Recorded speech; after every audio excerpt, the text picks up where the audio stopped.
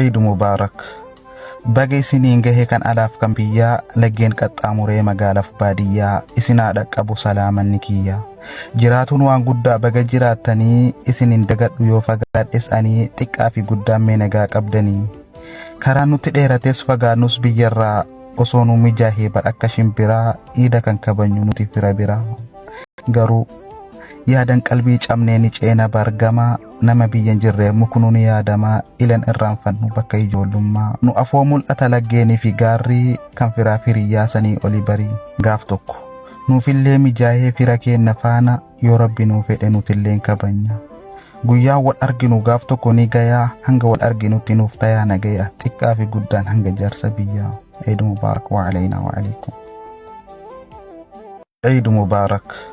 Baga isiniin gahe kan alaaf kan biyyaa, laggeen qaxxaamuree magaalaaf baadiyyaa, isinaa dhaqqabu salaamanni kiyya. Jiraatuun waan guddaa baga jiraattanii, isinin dagadhu yoo fagaadhes ani, xiqqaa fi guddaan mee nagaa qabdanii. Karaan nutti dheerates fagaannus biyyarraa, osoo nu mijaahee badhakka shimbiraa, iida kan kabajnu nuti fira biraa. Garuu yaadan qalbii cabnee ni ceena bargamaa, nama biyyan jirree muknu ni yaadamaa, ilan irraanfannu bakka ijoollummaa. Nu afoo mul'ata laggeenii fi gaarrii, kan firaa firiyyaa sanii oli barii. Gaaf tokko nuufillee mijaahee fira keenna faana, yoo rabbi nuu fedhe nutilleen kabanya.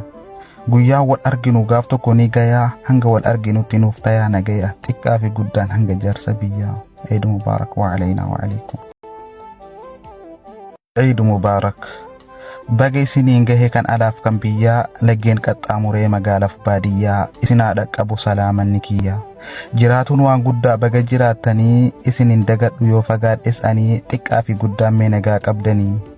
Karaan nutti dheerates fagaannus biyyarraa, osoo nu mijaahee badhakka shimbiraa, iida kan kabajnu nuti fira biraa.